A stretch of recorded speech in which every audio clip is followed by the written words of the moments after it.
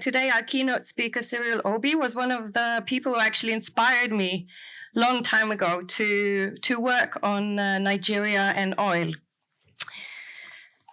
Cyril is from Nigeria, but currently based in New York as the program director at the SSRN, the Social Science Research Network, where he heads two programs, one called the African Peacebuilding Network and the Next Generation Social Science Africa program. So he's not only a networker, but he's also working to build the next generation of African scholars, especially on peace and oil. We met back in 2005 when he was then a researcher in Uppsala at the Nordic Africa Institute. I was working in an NGO where we thought that we needed to understand more about the Norwegian engagement in Africa, which is often undercommunicated, with our own company, Statoil then, now Equinor, being engaged in Nigeria.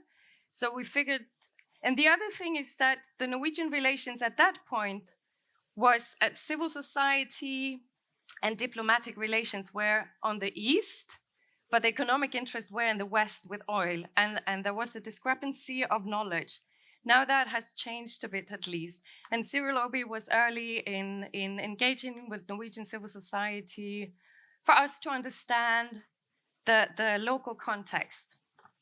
We have met several times later in New York at Columbia University, and last time I think was at the African Studies Association conference, where you gave a talk on the environment, which later became the book, I think, isn't it? The Unfinished Revolution, Prospects for Environmental Justice and Peace in Nigeria. So Cyril Obi is a political scientist himself. He has a long and broad scholarship and has worked for almost 3 decades with oil and peace, particularly in Nigeria, but also on the rest of the continent. So there's no point in listing what he's done. You can see on the webpage. He is merited, award-winning, with several kinds of fellowships in different kinds of universities. So welcome to Stavanger. Today he will give us a keynote on the energy transition and the prospect for transformation in the post-COVID-19 Africa. As we know, Africa is the worst hit continent of climate change. At the same time, it's the least contributor to climate emissions. At the same time, we also saw that during the oil boom before COVID and before the 2015 oil crisis, a lot of new African countries found and discovered oil. So on the continent now, we see more oil countries at the same time as there's a pressure of divesting and transitioning to a green energy. So this is what Cyril will talk about. He has up to 45 minutes. Then I will give a comment and we'll have an open session with comments and questions from the audience. Thank you.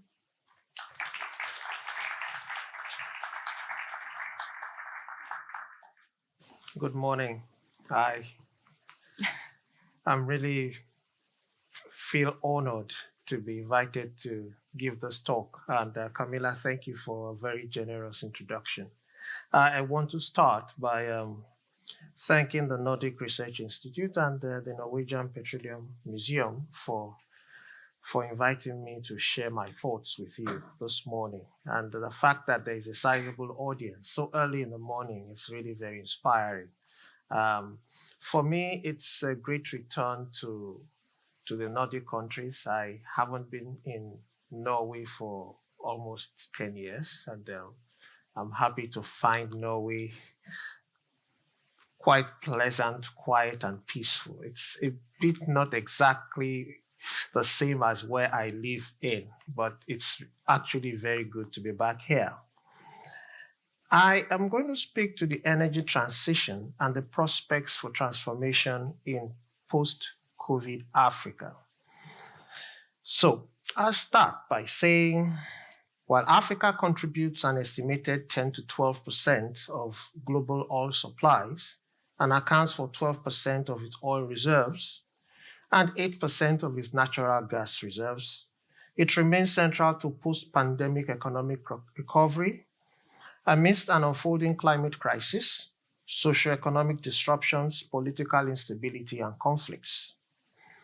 Of note are the paradoxes of energy endowment, but more fundamentally, the ways the continent has been caught up in the ongoing transition from non-renewable fossil-based sources, mainly from oil and gas, to non-carbon and renewable sources, mainly wind, solar, hydroelectricity, and biomass.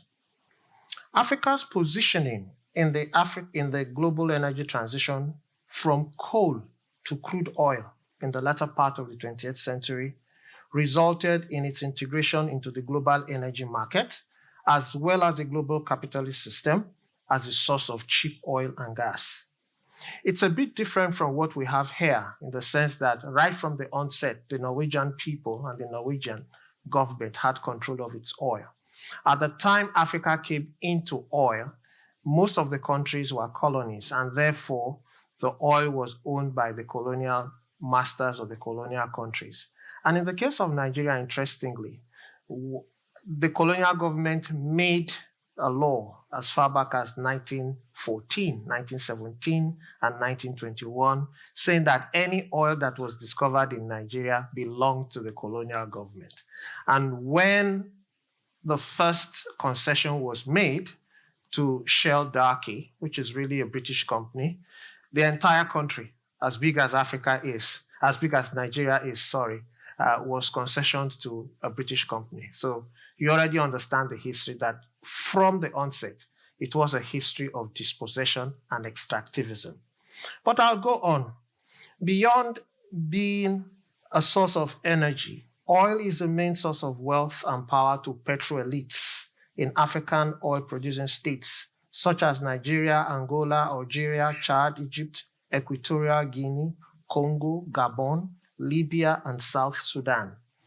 Recent oil discoveries and production in Ghana, Mauritania, Senegal, Kenya, Tanzania, Uganda, and Mozambique not only point to the potential for more oil and gas finds, but have rekindled the debate on the prospects of new oil states being afflicted by the oil curse.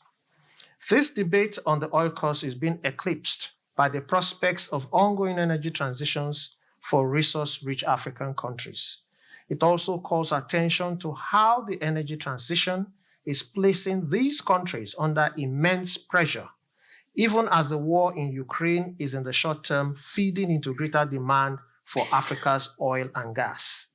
These pressures are driven by the demands for a shift towards cleaner and renewable sources of energy, how to fund cleaner technologies, and the perceived threats posed by the imminent shift away from oil, a significant source of national and export revenues for these oil-dependent monocultural African economies.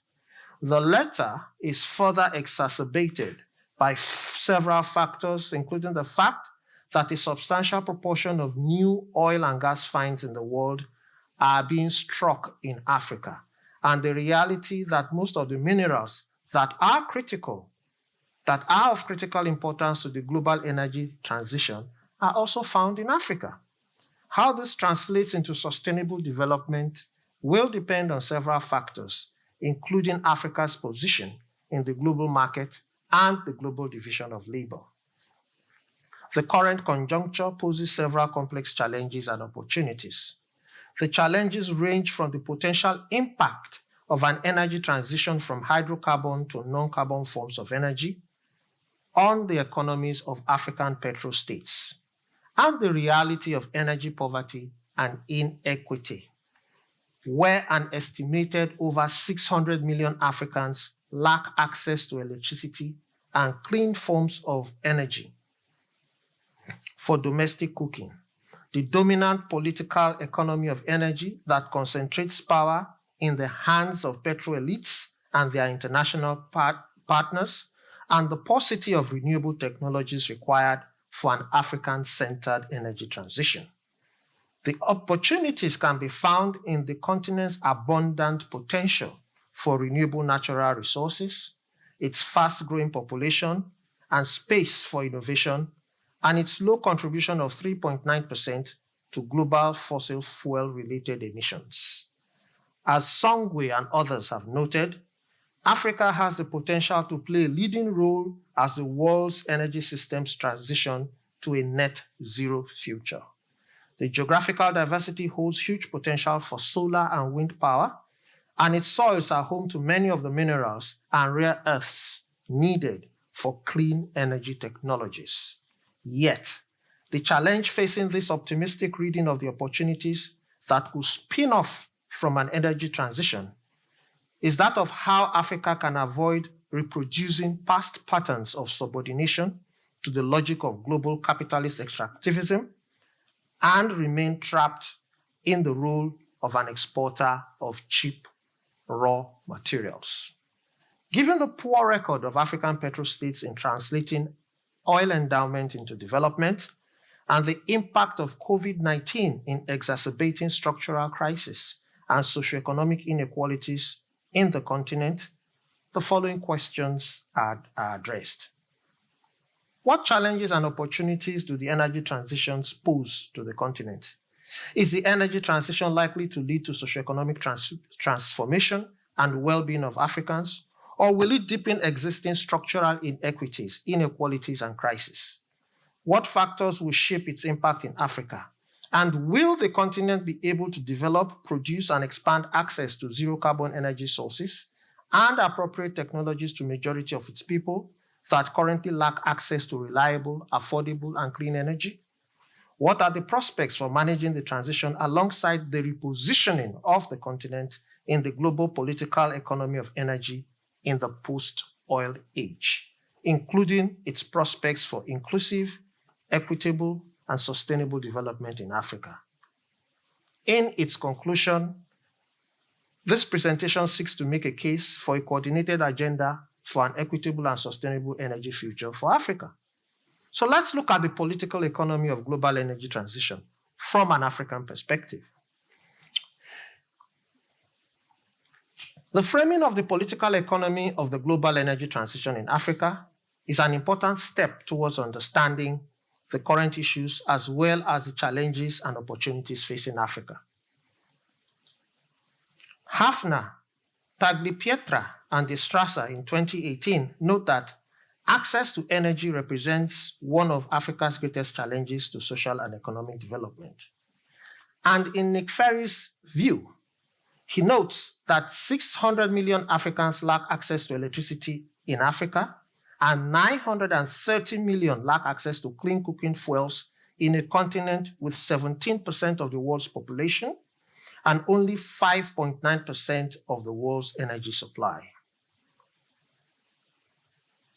According to Hafner and others, a breakdown of Africa's energy mix shows that oil accounts for 42%, natural gas 28%, coal 22%, and renewables account for an estimated 8%. This shows that the country's energy mix is predominantly fossil-based. This presentation focuses on how the transition will likely impact the place of oil as Africa's main energy source and fossil fuel as a source of immense wealth and power. Equally relevant is an understanding of how the ramifications of the COVID-19 pandemic, which disrupted global energy supplies and consumption for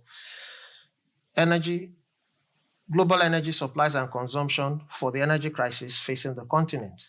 According to Stevens, the world economy is undergoing an energy transition from hydrocarbon molecules to electrons. And this is marked by a shift from the use of fossil fuels to greater reliance on low-carbon electricity produced increasingly by renewables. Ingram posits that this entails developing and bringing online entire suites of renewable energy technologies, modernizing recycling, driving down the volume of single-use plastics and building a circular economy.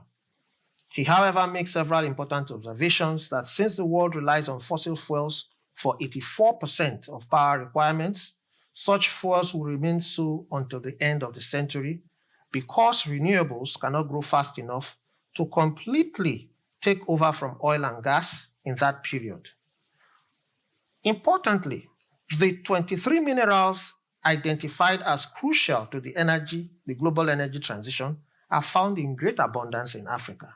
So the energy transition will require mineral extractive industries, and that the continent currently accounts for new oil and gas finds and will, for the foreseeable future, be of strategic importance to the global energy transition. A political economy approach to energy transitions goes beyond descriptive and technical perspectives to address the various social and power dynamics linked to the extraction and commodification of energy resources, and the role of vested interests that seek to control and benefit from the transition to renewable forms of energy. Of note is the observation by scholars such as Pedersen, Anderson, and Rickens of the need for a better understanding of the role of coalitions, politics, and power in energy transitions. They also note the part played by vested interests in policymaking and implementation, the role of international and domestic actors with varying or competing interests, and the centrality of power and politics in energy transitions. So my argument really is that it's good to know the science, it's good to know the role of technology, it's good to look at the economics, but the reality is that ultimately, particularly from an African perspective, energy transitions are centered around power and politics. And I'll come back to this later. Also relevant is the role of the state in determining the nature, direction of, and response to energy transitions. What is often not mentioned in most studies of the energy transition is the centrality of energy to the reproduction and expansion of global capital. Of note is the way that the shift in commoditized forms of energy represents the transformation of energy-power relations, both in terms of the global and national social forces that seek to control or influence the energy transition in ways that advance their own interests. In this regard, it's important to understand that energy transitions are not only driven by environmental factors or advances in technology, but also by concrete political, economic, and strategic interests linked to power and politics. Thus, while we are right in working towards a radical shift towards sustainable energy, extraction, use, and renewal, and access to technologies that will widen access to all, we cannot afford to be oblivious to the reality of the political and economic factors linked to the ways regions of the developing world, particularly Africa, are being integrated into the global energy transition on terms that are yet to address the continent's energy poverty and structurally disadvantaged position in global markets and power. Interestingly, when you look at the energy transition, you will notice that the 6 oil major companies are also beginning to invest in renewables. By 2018, there was evidence of investments in new energy, low-carbon future. For example, BP, initially British Petroleum, I hear they are called Beyond Petroleum. Solar power, it was already investing in solar power, fast charging infrastructure, wind technology. Shell was already investing in electricity, solar and wind, and electric car charging stations.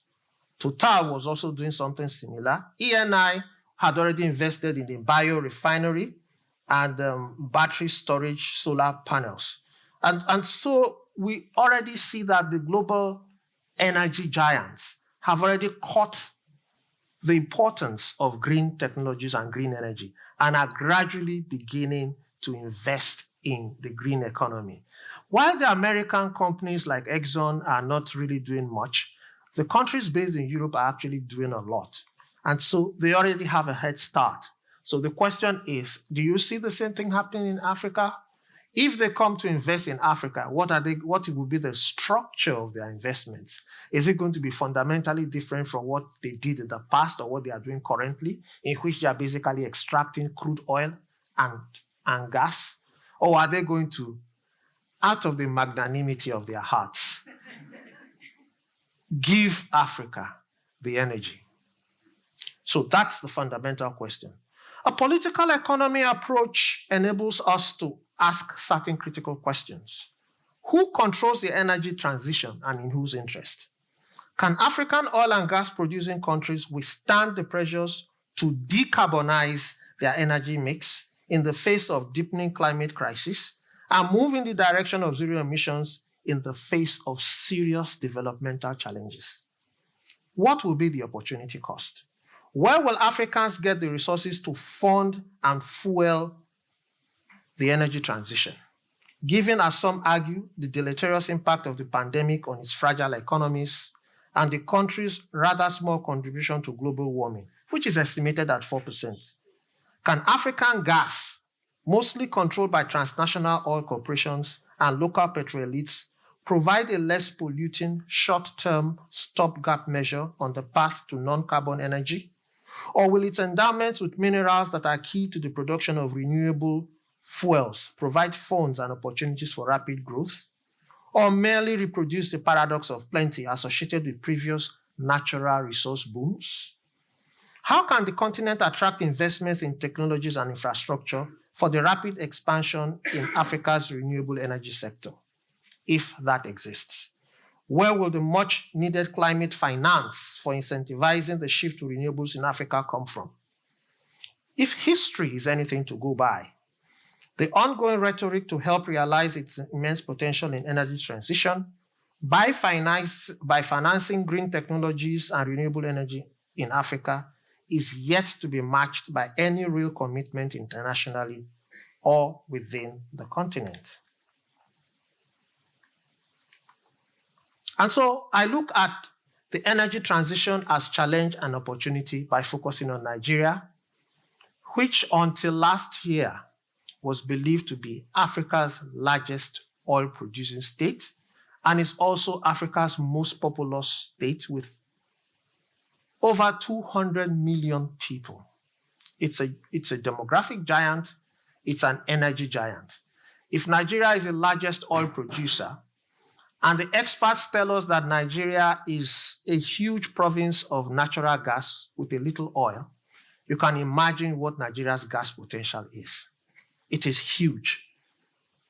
So Nigeria, Africa's economic powerhouse and the most populous country and largest oil producer and exporter, provides a good case study for understanding the challenges and opportunities facing the energy development nexus as the world transits from fossil-based to renewable non-carbon sources of fuel. Although Nigeria is the continent's largest exporter of oil to global markets, it imports over 70% of its refined petroleum products and remains largely energy poor, with less than half of its 200 million people lacking access to stable electricity supply. The country's energy infrastructure has remained weak and inadequate. And in terms of its transition from hydrocarbons to electrons, Nigeria's energy mix remains largely oil and gas-based.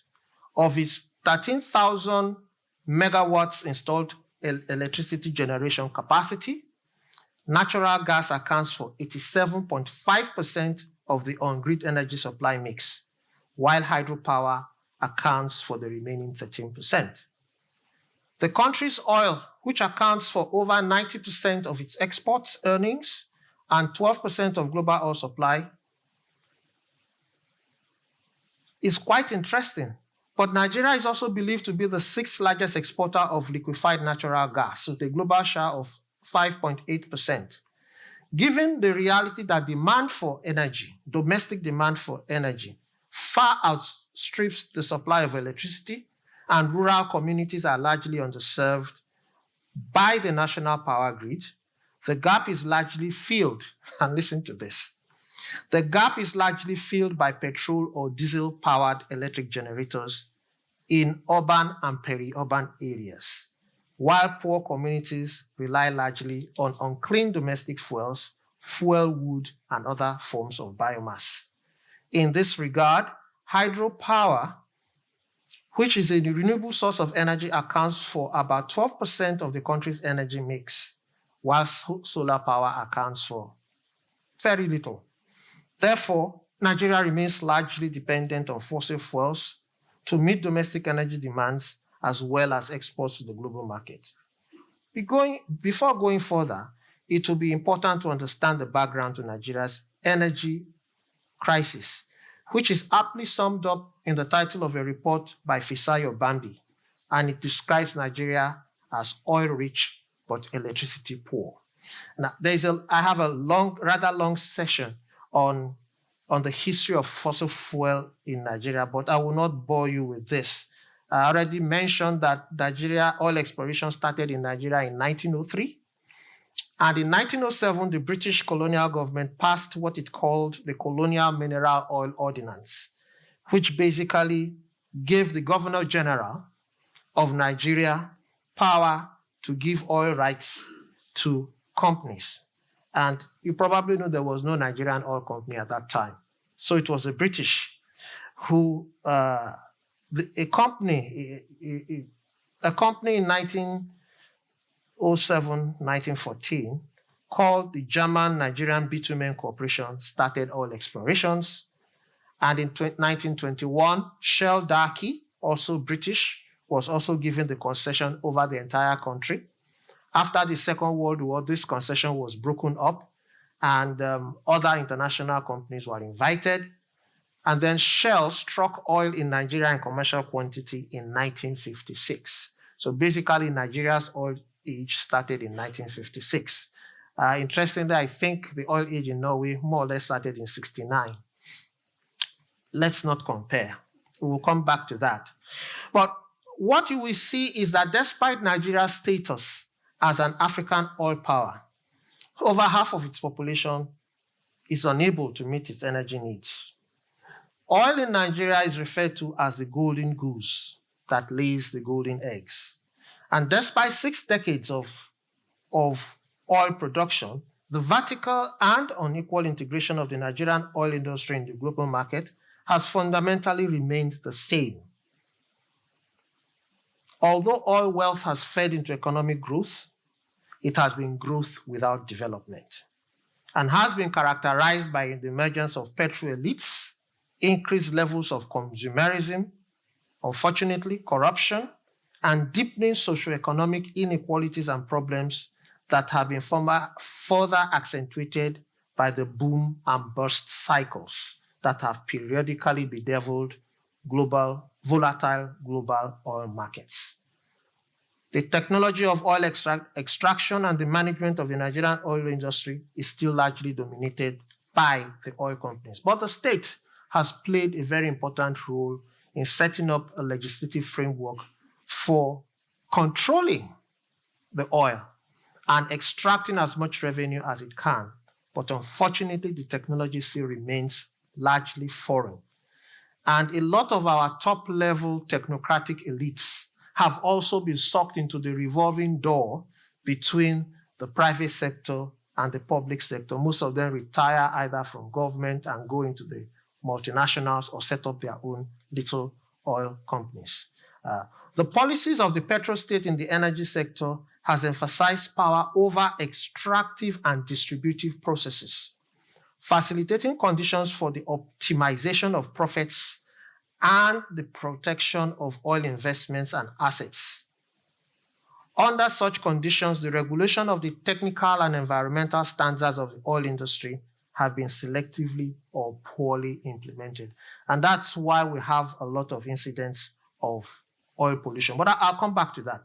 While Nigeria's liquefied natural gas industry exports natural gas to global markets, most of the gas produced in association with oil extraction is flared or burnt.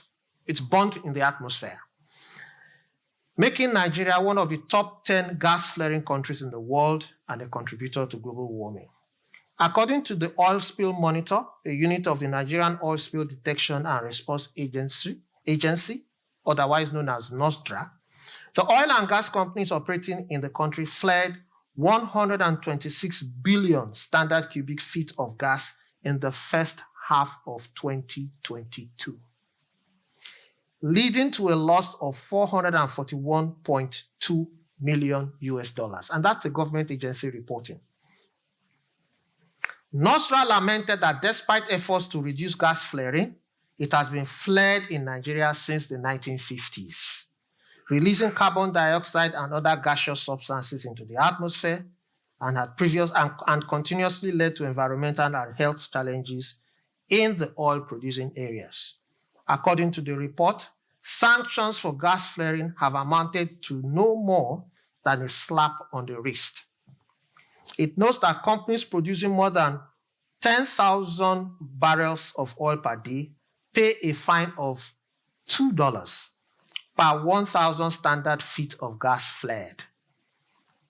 Given the rather small fines for gas flaring, it is hardly surprising that the country reportedly lost $1.25 billion worth of gas in 2020, not counting the broader environmental costs. In this regard, about 23,852,271 barrels of oil were spilled in 2021. And oil spills have been going on for decades. So you can do the math.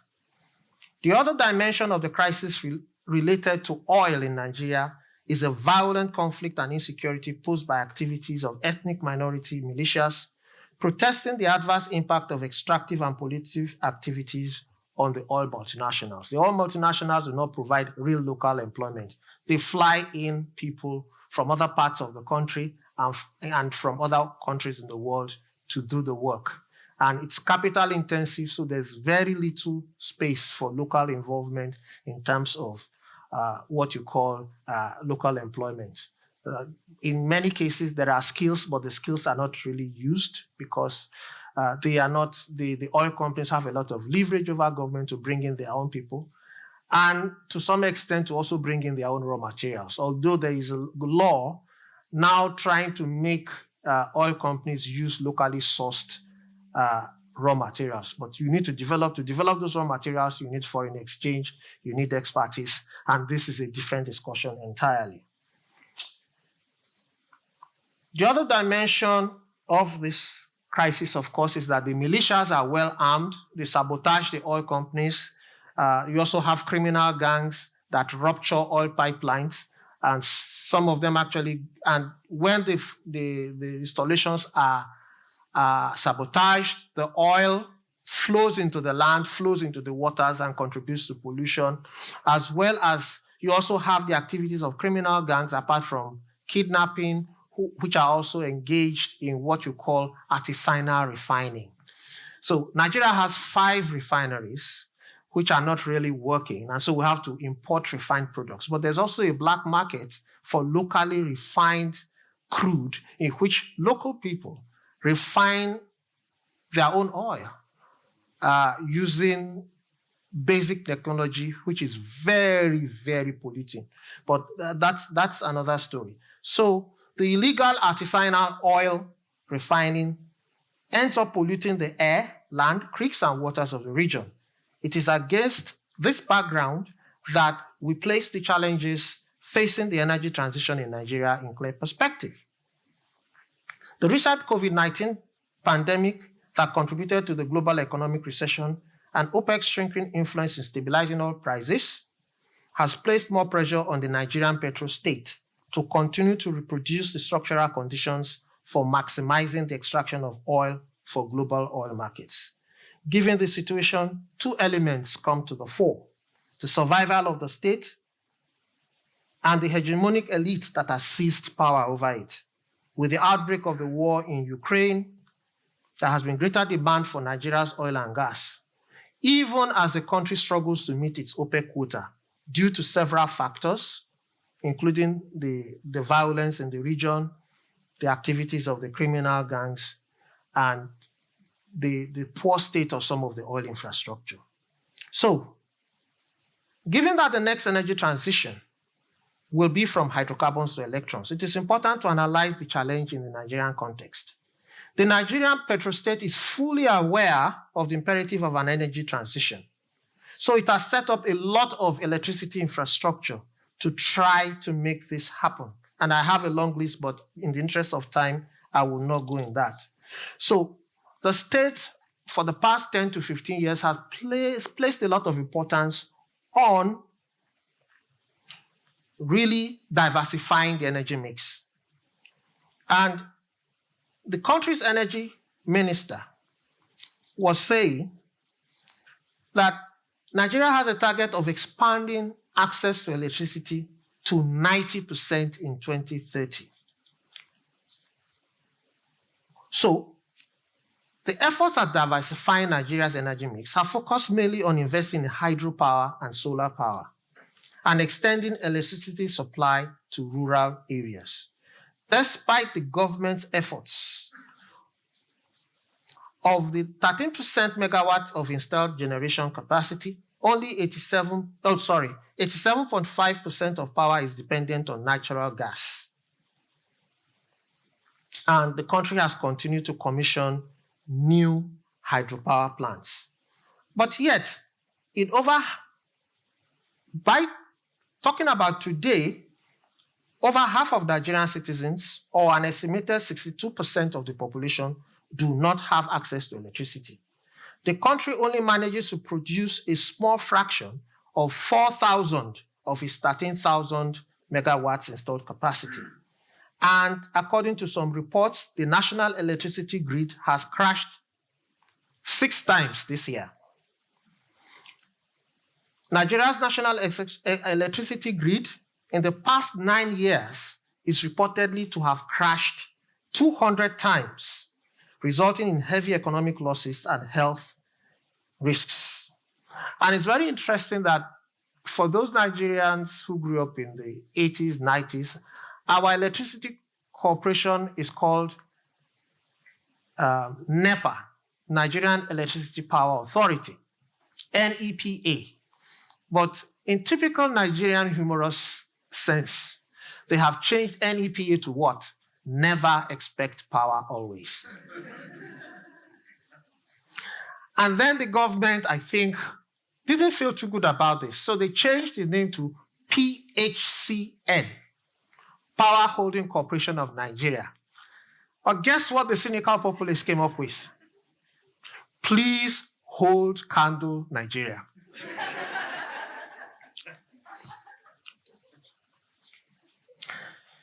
Nigeria's national electricity grid has collapsed so many times, and the urban population has resorted to the use of inefficient petrol generators or diesel generators, which also cost the country 22 billion worth of fuel yearly, apart from the foreign exchange that is used in importing these electric generators, and the fact that they pollute so much. So what are the problems in the electricity sector? I go back to rely on a study by Amadi and Diomodeke, which was published this year. And it says, the shortfall in power generation and distribution is caused by things such as low water levels at hydropower plants. Because Nigeria is experiencing some of the effects of climate change, there is lower rainfall, and the lower rainfall charges the hydropower plants. Now, when there is no rainfall, the water level is so low, and so they can't generate enough electricity. Low gas supply at power plants. Again, the result of sabotage by some of the groups and the result of aging and poorly maintained infrastructure. So if you don't have gas supply and you don't have water, you don't produce enough electricity. There was a fire incident at the largest power generation station. There is load rejection and inability of the transmission companies to wheel electricity generators to distributors, archaic and weak national grid, poor utility performance, and theft, vandalization of grid equipment. Other factors include insufficient funding to upgrade from analog to smart grid.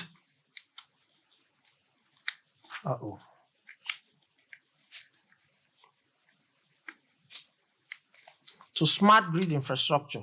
I think And so what we have had is an extraordinary transmission and distributive losses that have been estimated at up to 18%. While it could be argued that Nigeria is at the crossroads, given that oil and gas will still be relevant in the global energy mix, at least for the next decade, it will become less so within a generation as the world moves rapidly towards a carbon-free economy. 6 decades after the striking of oil in the country and following several boom and bust cycles, the country has yet to deploy its oil endowment towards economic diversification and development. Rather, oil-based accumulation has facilitated the economy, the Nigerian economy, into the global economy as a supplier of cheap oil and gas, without establishing any real backward linkages to the domestic economy or local market.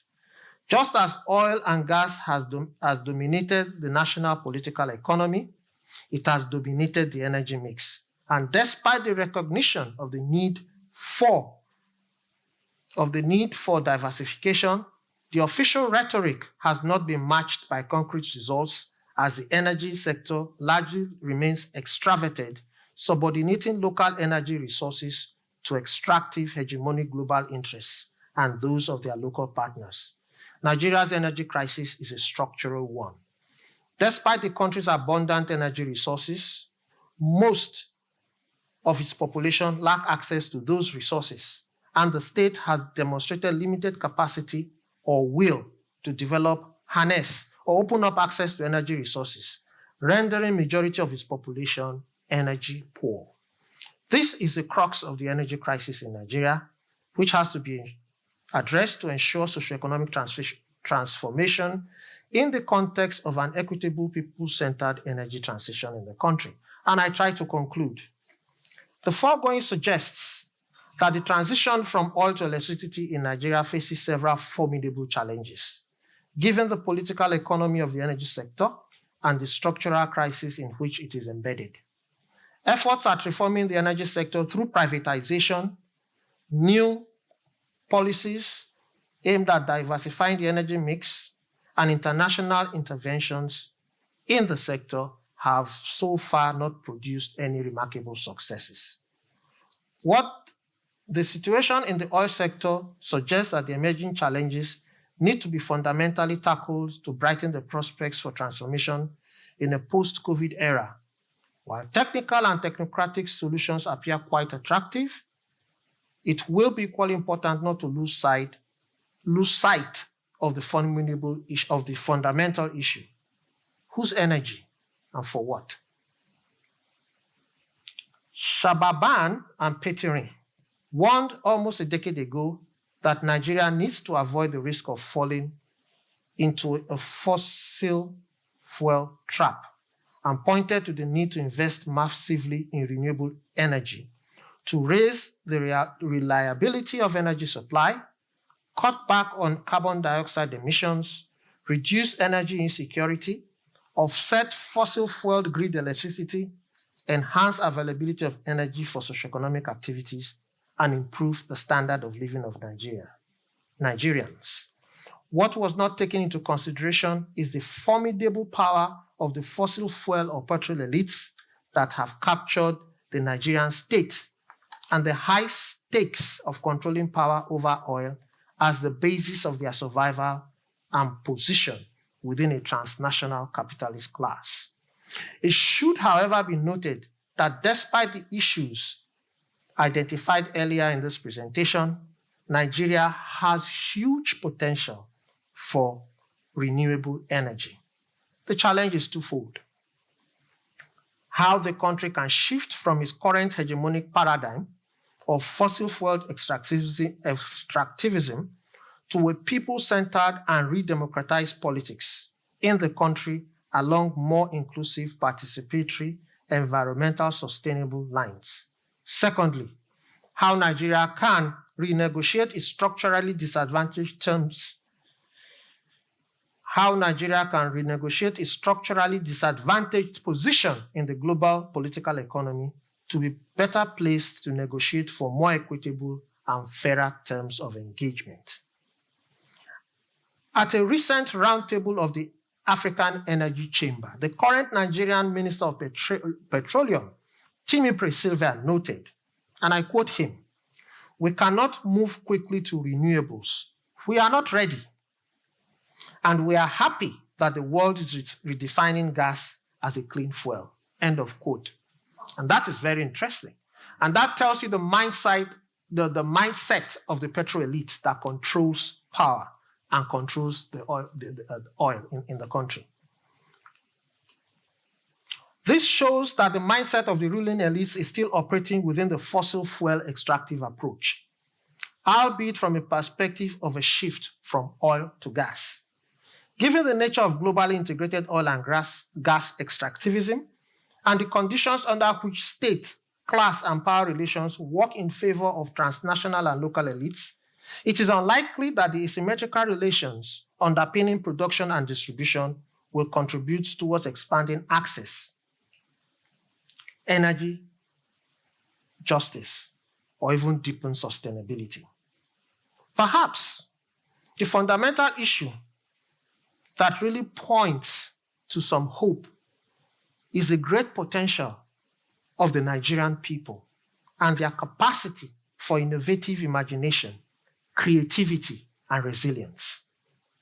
Ultimately, they are the ones that will make the transformation and benefit most from the transition to renewable energy and all the opportunities that it represents.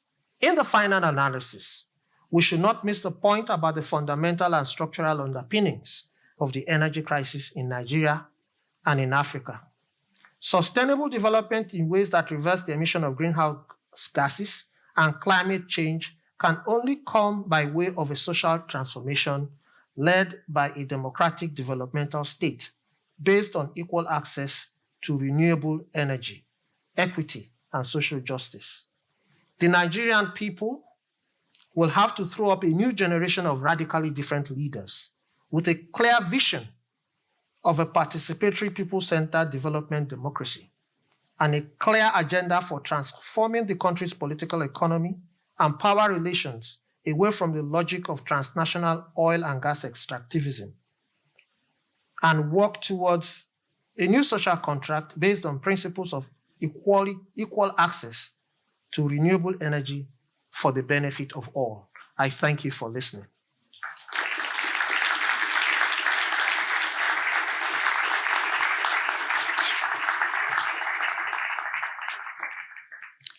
Thank you, Cyril. I've been asked to make a comment. There's a lot to grab here.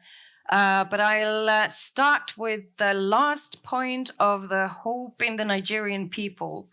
And as Cyril also, we discussed yesterday that being in Nigeria, maybe the biggest paradox is how a country of so many smart people can go so wrong. So at least there's this potential in the very same people. There's another thing concerning the political economy of oil in Nigeria, and that's also how the petro elites in the state, in politics, and in companies, as well as local community leaders, also try to avoid a discussion of transition and challenges to the oil industry. And we see that across the continent, that this so-called backlash democracy and the repression of civil society that voice criticism is particularly hard on environmental organizations and trade unions, not least in the oil sector. I've been part of a research with David here, where we've been interested in the roles and perspective, particularly of workers in oil countries. And I've been to Nigeria talking to 4 groups of oil workers. And as much as you said that there's a large group and the main permanent workforce in the oil industry is often based in Lagos, or foreigners being flown in or directly out to the offshore installations. in the Niger Delta and the onshore facilities, there's also a diversity of more vulnerable kinds of workers. You still have a group of white-collar workers that are organized in the trade union Pengasan, who are the most elite of the workers locally, and Nupeng, which is blue-collar workers. But you also have, in the goodness of companies responding to demands for local work, there is a group of community-based workers who are hired via their host community leadership to work for companies. And there's quite a large group of these workers, and they are normally not organized in trade unions, but base their loyalties within the communities. And they have very vulnerable conditions and normally relies on short contracts and very little labor rights, if any. And the fourth group that we interviewed were artisanal refineries, workers who were part of this illegal refinery process and into the local markets. So what we talked to them about, me and my Nigerian colleague Isaac Asuma Osuoka, was prospects and challenges for a just transition and their perspectives of and experiences with climate change and environment. And just to take a step back to the idea here is partly to understand that perspective, but also to see the prospects for cooperation and alliances between different groups of people in Nigeria, because I think you will agree that though the prospects of the people in Nigeria, the problem is that they're very much vertically organized and to a little extent work in alliances with each other. Am I right? You agree? So in the context of transition between oil and a green transition, there's also a need for alliances between environmental organizations and labor and community. And in politics, in public discourses, as well as in academia, we often assume that there's a conflict of interest here. And what we have been trying to figure out if there's also convergence of similar interests between workers in terms of the environment. And that's basically on two levels. It's not necessarily on divesting from oil, as in keeping the oil in the ground, but also in greening oil. And as Cyril said, flaring is maybe the most problematic climate change issue of emissions in Nigeria. And just to get rid of that will do a lot for the climate. I was thinking of making a theoretical point, but I think I'll skip it and stick to the empirical data in Nigeria. Just a quick recap of the perspective from a political economy perspective. We also see that in the infrastructure, like the architects talked about yesterday, there's an extreme connection between production, consumption, and the whole value chain between global levels, but also within Nigeria. And in this, we see that this system is peopled, trying to see where are the people and who are affected by different kinds of policies. And also in the history of Nigeria, you see that both the state and companies have explicitly tried to disconnect people from each other as much as possible. So in Nigeria, we have an extreme situation of alienating processes from the capital system of fossil fuel and divide and rule processes that we see both in terms of relations with communities and workers in the Niger Delta specifically. So we asked about the experiences of these workers with the outer environment, with the effects of environmental pollution and climate change on their own bodies, and their own ideas of transition, about the discussions between jobs versus the environment, and of just transition. To the first, when it comes to experience with the outer environment, in stark contrast to the Norwegian experience where we see the environmental impact and climate impact as something abstract and far away and only loosely connected to ourselves, the Nigerian workers describe, when asked what are the challenges and changes, one of the first things they answer is the climate change and environmental degradation. And that goes for all the 4 groups of workers. They experience this very directly on their body and in their everyday life. And part of the refinery process with illegal refinery is that there's soot. So there's black soot all over Niger Delta. So in a day you can you'll be black, your tongue will be black, your snot will be black.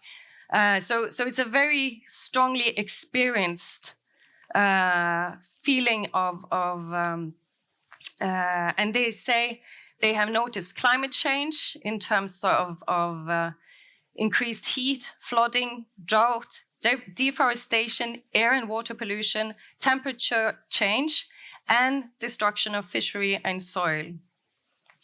And one of them also said that the land of the people is no longer yielding. Those that fish, lots of fish have gone deep sea. If you go to the shallow river here, you can't fish nothing. The fishes are gone. Then those that farms cassava, yams, and all that, the land no longer yield. What do you think will become of the people? They resort to alternative ways of survival, struggle by the fittest so they can do anything to make money. So this terms experienced ideas of the environmental impact also leading to informalization and even criminalization is very strongly articulated by workers themselves. Secondly, the embodied experiences and their health issue. Also, we kind of assume that this health experience that they describe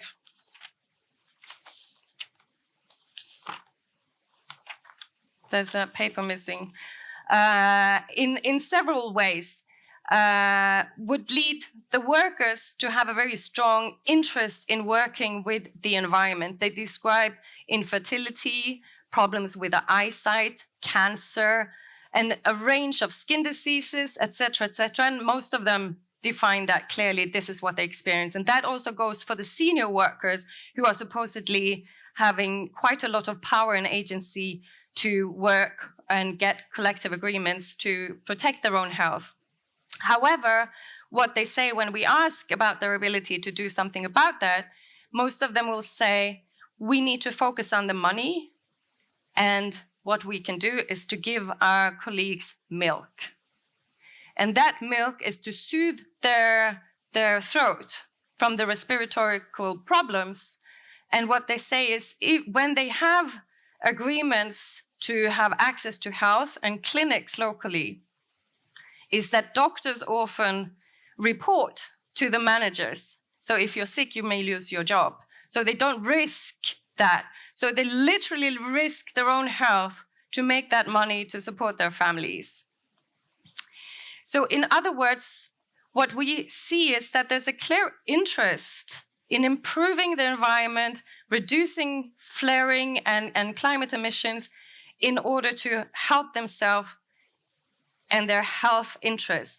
And I think this is an important point also in the ability to form alliances of solidarity, to look for this common interest. And this interest is common between workers, local communities, and others living in the Niger Delta.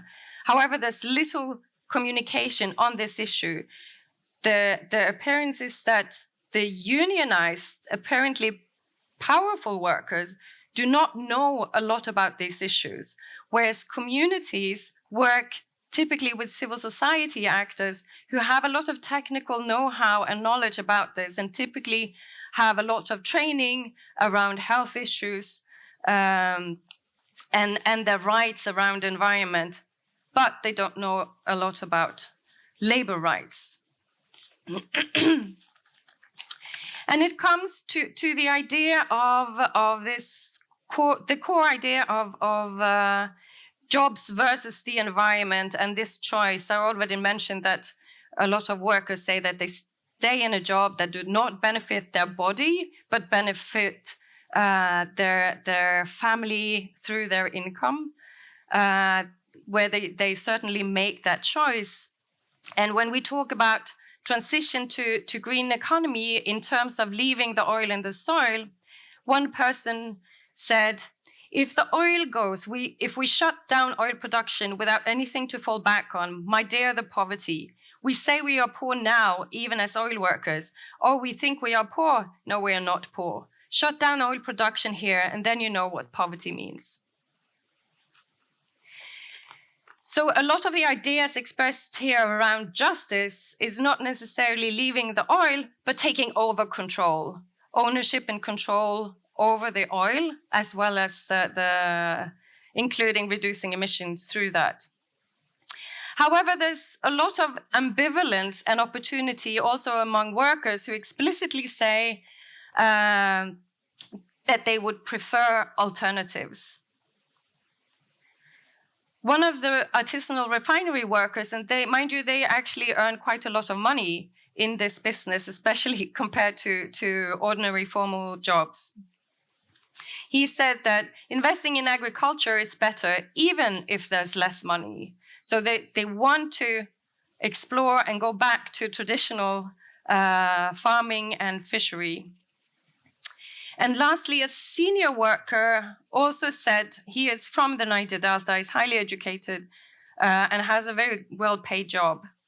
And he said, personally, I have a problematic relationship with oil because I work there and I also come from an oil-producing place. I have challenged myself over the years, and I have come to the conclusion based on morality that they need to shut down the oil industry. So there's a lot of ambivalence, even within the Niger Delta, on what is actually the aim of just transition. Is it a transition of ownership, or is it a full transition away from oil, because they haven't seen much coming back from it? But at least there's opportunity, and I think there were surprisingly more openness for leaving the oil in the soil than I assumed. Lastly, the lack of public discussions in Nigeria. When I was there in 2019 talking to leadership of the oil unions, they basically did not engage and said, we need this. We're energy poor, we need the jobs, so you guys can transition. This year, however, there's already been a shift. As we also see in Norway, this is happening very fast. So talking to the president of the NUPENG, the oil workers union for blue-collar workers, said that they had a quadrennial conference this year, and their main topic was just transition. And he said this is about the fate of Nigerian workers. They already see indicators that there is divestment, especially from the global oil companies like Shell and Total, that leave Nigeria rhetorically for climate change positions and entering into the green industry. How trustworthy that is, I'm not sure. But what they also see is that other companies take over, and local companies that often have lower environmental standards, but also lower labor standards. So it already has impact on workers, as those who take over, they say, do not treat the workers the right way. So they are concerned that they will be lagging behind where the rest of the world is transitioning. So their aim is to end poverty, use gas as a transitional oil, and follow opportunities in wind, hydro, and solar power. But their demand is actually to open up for proper dialogue and to make this a people-centered, equitable transition where there's a proper dialogue with people, so that it's not only the petro elites who defines the conditions and terms of energy politics in Nigeria. So there are some few signs of increased cooperation between environmental and labor organizations. It's difficult, but at least there's some movement happening here. And as kind of a roundup on the local ideas among both workers and communities, there are some movement and interest in a real transition where they want to be part of the dialogue and seek for alternatives, both in terms of energies and jobs. I think that's it, and we should open up for questions.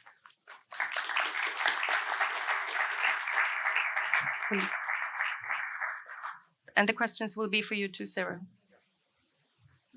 I think there are microphones on the sides.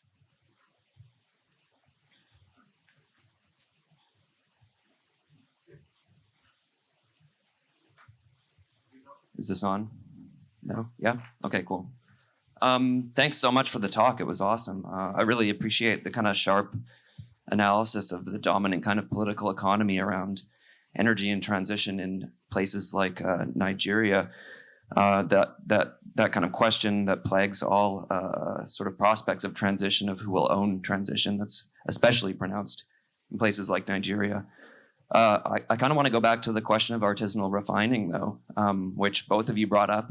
And it doesn't actually surprise me to hear that those are perhaps the people who have a bit more sensitivity around questions of transition, of keeping it in the ground, and of potentially going back to kind of agriculture. So I'm wondering if you could just provide some more thoughts on the role of kind of artisanal refining in the prospects for transition. Particularly because I see, based on my understanding of artisanal refining, is that it actually solves some of the problems that are sort of deepened and introduced by the kind of dominant political economy of global capitalism, which is to say that it solves at least two problems. One is that it generates a kind of more local form of wealth. As you said, the people that do it actually make a decent income. And it also potentially addresses questions of energy poverty. That sort of statistic of 70% of oil being imported after it's exported, essentially, after being refined. So those are problems that are produced by the kind of mechanisms of global capitalism that are in some senses, not to romanticize artisanal refining at all, but are in some senses resolved by that. And so just sort of some thoughts on that question of kind of a more sort of like localized kind of questions of political economy and transition in that regard. So thanks. I hope that's clear enough. Sure. Can I just quickly say, because when we had this focus group with the artisanal refineries, my reference was to one of them and some of them. The main story is that they do want to continue oil production, but they want to formalize. They want modular refineries so that they can control it locally. So their main story is local control, not leaving the oil in the soil, just to, and I think that's, but they also describe that this industry is extremely dominant. They would estimate that almost 90% of the local fuel market comes from I don't know if that's reliable, but it's extremely dominant. And from our discussions after that focus group, there was one thing that stood out was their own sense of agency and responsibility in terms of environment, because this is also definitely the most polluting part. Partly because of the production itself, and also because military comes in and shuts it down or through burning. So they say they're actually trying to learn processes of reducing emissions, but that's a way, and they are also the main source of the soot that I talked about. So there's a lot of ambivalence. I think this is, yeah. Well, thank you very much. Your question is a loaded question, and I'll take you back to the history. One of the things that happened when the British colonial masters, as we call them, came to Nigeria was that they met, like the case of India. In India, there was a fantastic textile industry when the British came to India, and that was destroyed. Well, in the Niger Delta, we had an interesting gin distilling industry. And one of the things the colonial empire did was to call local gin distillation illegal. And so leapfrog into the oil age. Artisanal mining in the Niger Delta is considered illegal because, as in the case of the gin distillation, fine gin, was that the technology was local. But the question you would ask is, how do these artisanal refiners get their crude? They don't have oil wells. They don't have oil installations. So they have to tap the crude from pipelines belonging to government and the oil companies. That's the first step. And then they look for a clearing in the creeks or in the bush, and they set up their local refining, which is basically putting crude oil into barrels and burning it and running it through a distillation process in water. And the whole question of burning crude is what causes the huge pollution. And they're able to produce fuel, which is sold in local markets. Now, the modular refineries, some of the state governments in Nigeria have actually tried to set up modular refineries and trying to shift away from the crude kind of refining. So the government defines it as a criminal thing. They want to make it something, but the governments are also trying to bring in modular refining. But there's a problem.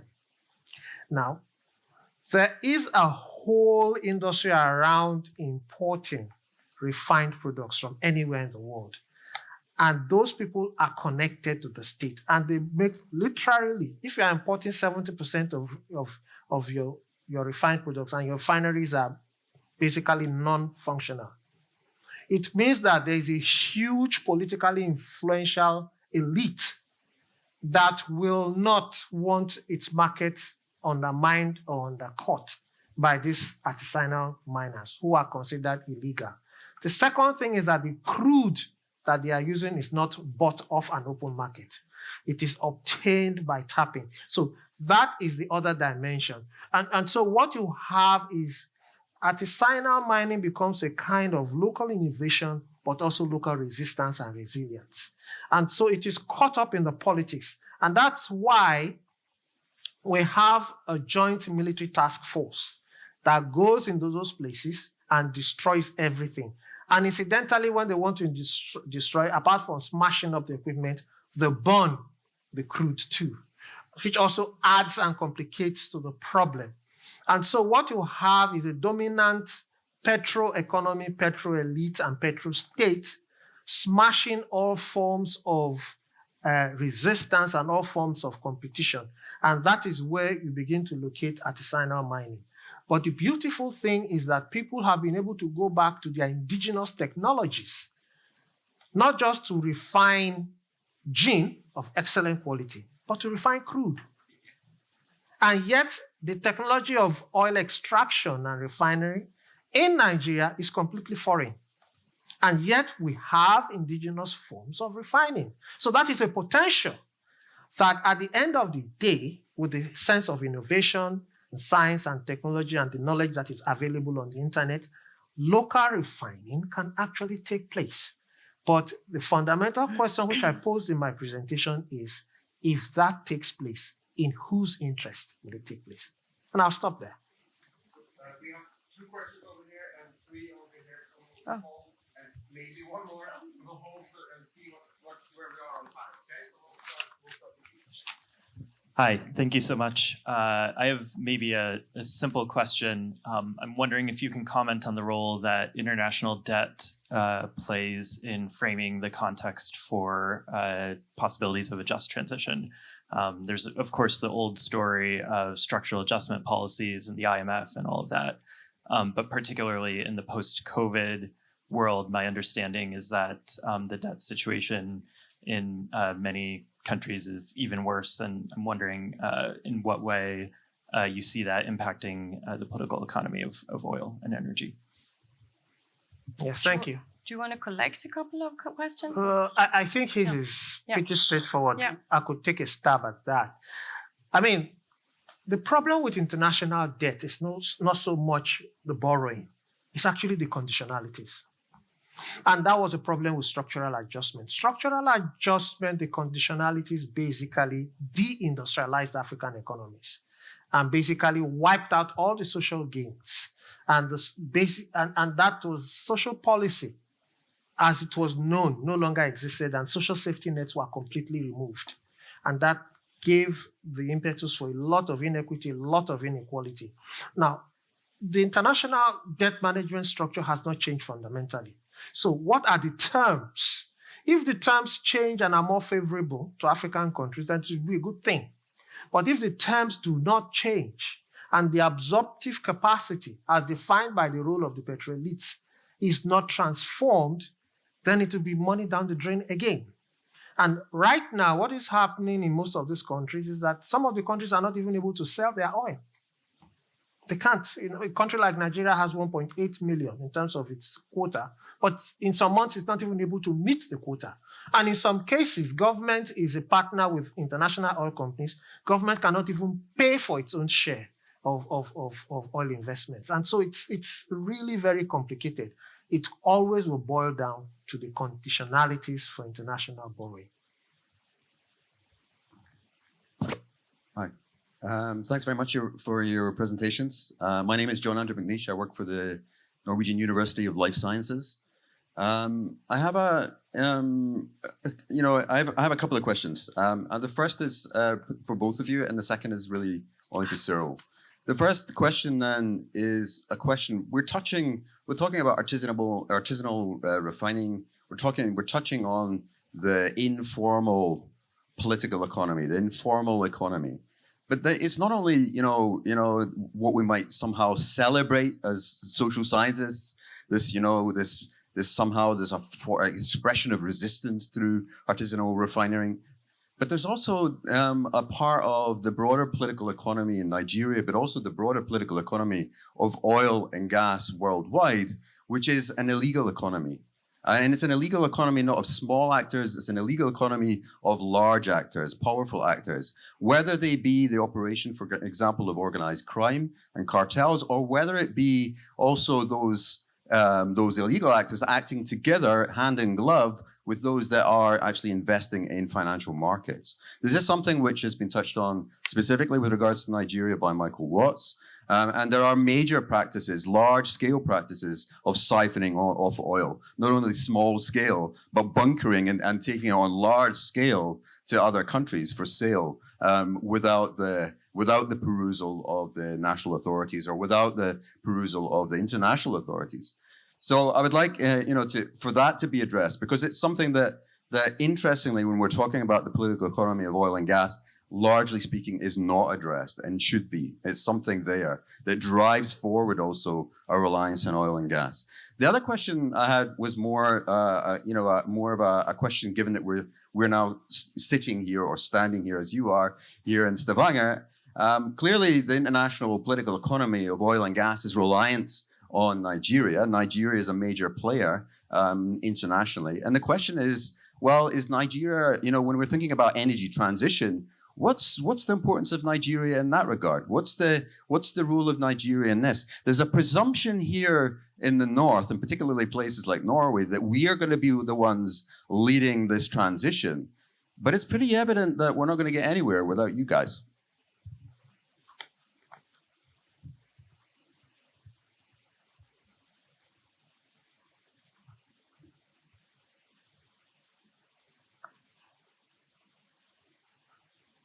You want to go for it?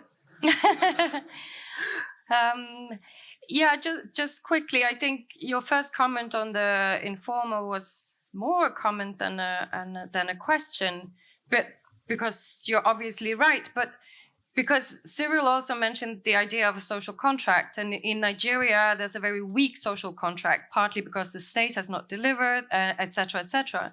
But there's also this sense of the so-called formal economy is also criminalized through corruption. And that also opened up for some kind of local legitimacy of entering into the informal and the criminal. And I think that's important to understand. But there's,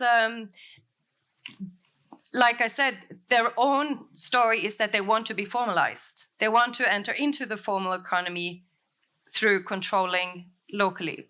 So that's the very, but you're also pointing to this, how this is linked to the global energy market. And I think that's very important. I think we underestimate that our own companies are involved here. And it's very difficult to operate, especially onshore in Nigeria, without somehow being affected and integrated into this corruption on the more formal side and this illegal refinery and bunkering system. And it's open. I mean, you can fly over the Niger Delta, you see the tankers that has been bunkered that goes out to the international market. I've seen numbers where they estimate that 10% of all the import to the US are from illegal oil around the world. That is not only in Nigeria. So this, and the estimates are impossible. 10 years ago, they said 25% of production in Nigeria went into the illegal market and was blended in the formal oil flows in the world. So, and at the same time, there has been refined oil coming from Norway to Nigeria. So we're all interlinked. Yeah. And I think you'll... Yeah, thank you very much. I think you've raised a very important point. But you see, fundamentally, oil extraction in that part of the world is an act of dispossession. Yeah, that's what it is simply.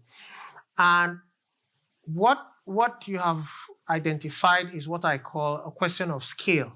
The big guys, the big fish, and the small fish. But you realize that in the world of fishing, some people will tell you that the big fish tend to swallow the smaller fish. And what we have is this small fish is not going to be easy to swallow because the small fish is resilient and is trying to survive, create a space.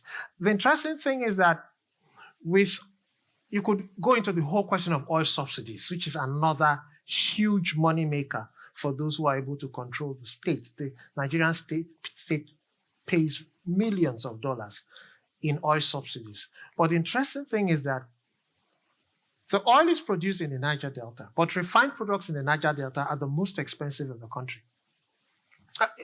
No logic, no understanding of this. And there is a market for illegally refined crude. And your point is correct in the sense that there's a kind of close relationship between artisanal, in quote, illegal mining and oil bunkering. But who has the capacity and the skill to do oil bunkering? Who has the capacity to buy the little canoes and the big boats that transmit the stolen oil from the oil pipelines to the big seas? And who is able to escape arrest by security forces? You have the Nigerian Navy out at sea. You have all kinds of private security companies hired by oil companies, and yet these people manage to escape. So there is an international, well-organized enterprise. But what I do not know is the connection between the artisanal miners and the legal bunkering. But the artisanal miners work for the domestic market around the Niger Delta, and they have seen an opportunity and they are cashing in on it. Some of them want to become formalized because they actually think that they are able to do this. But the question is that their operations will then threaten those who are able to bring in refined products, and they don't want them, and they are considered illegal. Just as our British colonial masters would prefer people to drink gin, refined and distilled in the mother country, Scotland, England, and all those places that produce fine alcohol, which is legal, but would make locally refined or distilled gin in the Niger Delta colony illegal. And so what they would do in those days would be to destroy the local distilleries. Just as in the case of India, you probably know, they cut off the thumbs of the spinners in the textile industries. They cut off their thumbs so they could not make threads. And so cheaper cotton textiles would come in from the mother country, and the local textile industry will be destroyed. So it's still the same question of dispossession, but creating and reproducing those conditions that will make this possible. So I think that's my first response. The question of the place of Nigeria. I think we know the mindset of the petro elite. The petro elite knows that oil is a wasting asset, and they also understand that the world is clamoring for a transition. And they recognize the fact that Nigeria has made so much money from oil. But the question is, they are torn between what I will call oil for development and their own primitive accumulation. And don't also forget that they also service an international class. And so they are caught somewhere in this, what I call complex dilemma of self, country, and international partners. And what comes off at the end of the day is that with the kind of crisis and the global recession, there is even less money to fight over or to share. And so what then will be left for real development? And that's where they are caught. And so how then do you transition away from what is really the basis of your existence? And that's why our minister was saying, oh, well, it's good that gas is now going to be the next thing, because they know that Nigeria has more gas than oil. So what they would want is international investments into the gas. And so with more gas, there'll be more to sell. But the structural inequalities embedded in that kind of political economy will be the problem. Would the ordinary Nigerian have access to energy? Would people have access to electricity? And talking about scales, the big industries use giant diesel generators, which they add on to the cost of goods. And so sometimes the goods are so expensive that it's very tempting to import from abroad. And now we also have cheaper goods coming from the East, and I will not mention any country. And those goods come in, the local manufacturers, the cost of production is so high because of energy costs. And so we also have a double problem there, because if the local industries can't sell and things are so expensive, then it will affect local labor, employment. And so it's like a kind of vicious circle. But while the big industries and the government offices, including some of the power generating companies, use generators, the little people in the cities, the people living in one-room apartments, have these tiny generators. And you know what they call them? In Nigerian pidgin English, they call them, I better pass my neighbor. In other words, I am better than my neighbor, because while my neighbor is in darkness in his single-room apartment, in my apartment, I have this little noisy polluting generator and I have electricity. And that takes it really down to the grassroots, so to speak. And it's actually more expensive to run those generators than to have public electricity supply. But because if the grid keeps collapsing, people are forced to do that. And the generators are not manufactured locally. Guess where they come from? Same place. But at least people can afford them. But at the end of the day, the economic costs, the environmental costs are so huge. Can Nigeria play that role? Nigeria can only play the role you expect if there is this change in mindset and there's a change in the way of doing things. That's what I'll say. I think we're actually running out of time. Do we take a couple of questions? Yeah, we're just saying we are running out of time, but we will take 3 questions added together, and then we just sum up. So there's Marianne first, and then here. Yeah, Marianne Grau. Hello. Norwegian School of Theology, Religion, and Society. following up on what you just ended up, what would it take to turn this artisanal refining into artisanal local solar energy production? What are the prospects of that? And would that also be something that would be repressed by government because it also takes out of the profits? Yes, thank you. Okay, Finn Sandberg from X Oil Museum. I listened to your talks with interest. I missed 2 points that I relate to Africa. One is a tribal problem with, the borders between each country in Africa was decided by Europeans.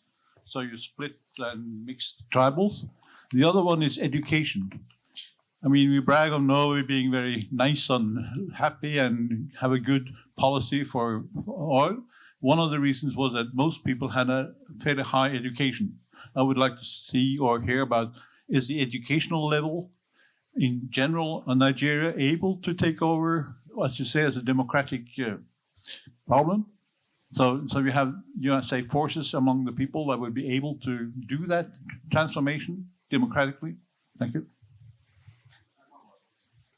Yes, thank you very much for your talk. I really appreciated the analysis of ownership, both in the talk and in the response, and I appreciate that labor came up. Very briefly, my question is really, could you say more about where the labor unions fit in the political economy of oil in Nigeria, and specifically how much strength or leverage they have? I know that in some other places, like in South Africa, the energy workers' unions have been a voice for energy sovereignty, which has sometimes earned them criticism because they appear to be defending coal. Is Nigerian labor a voice for energy sovereignty? Do they have the leverage to actually push for that in a significant way? Should I start with that? So, okay. Thanks for that question.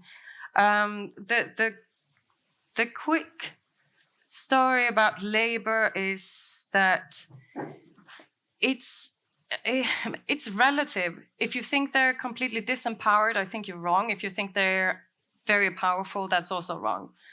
I think in the Nigerian context, there's a strong expectation to labor to take a role in democratization, redistribution, economic questions, especially in terms of fuel subsidies and just distribution of and they have historically done so through alliances with others.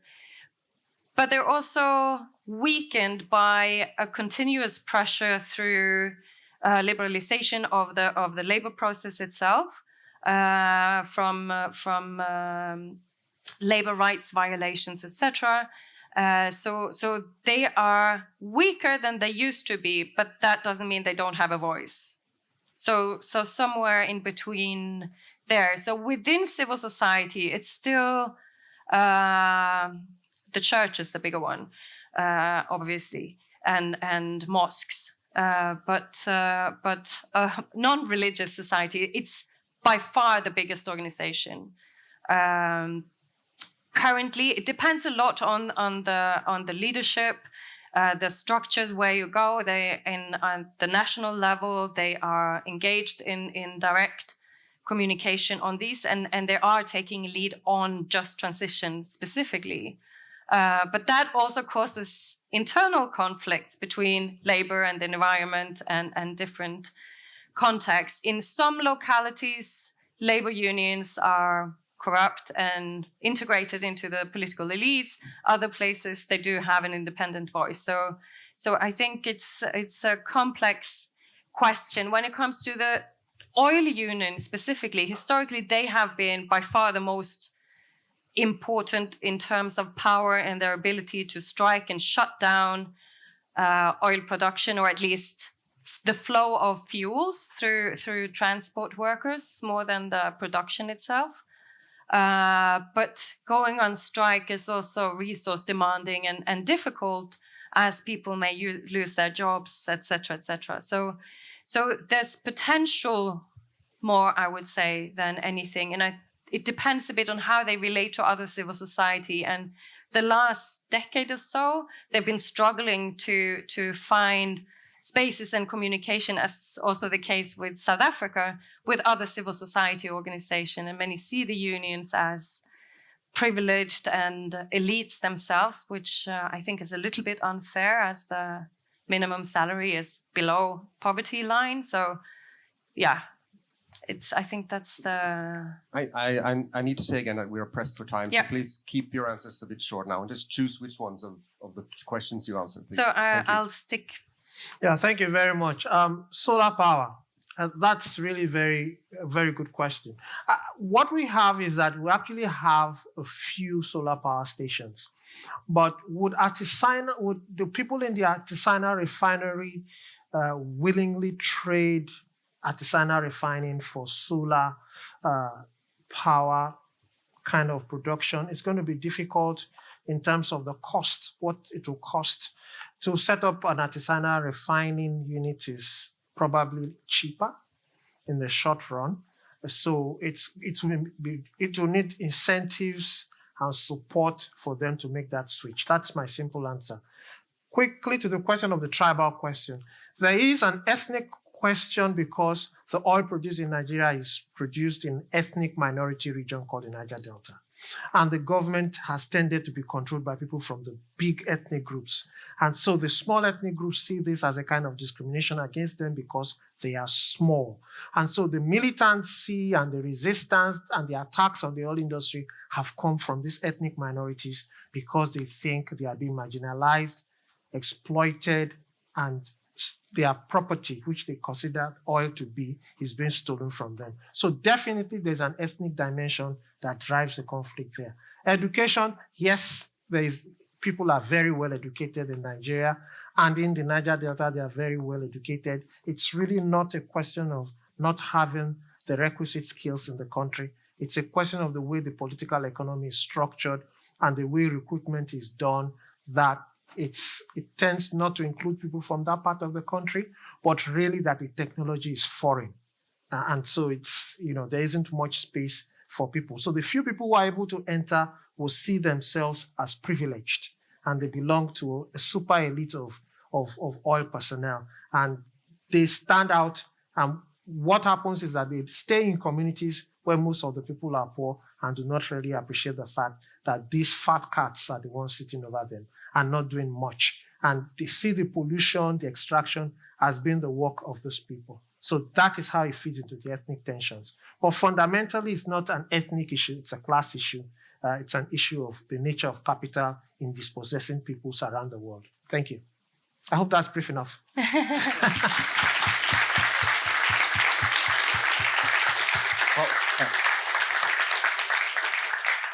So I have to be really brief in thanking you both so much for a very interesting talk and a very interesting discussion. I hope we will continue those discussions as we move on.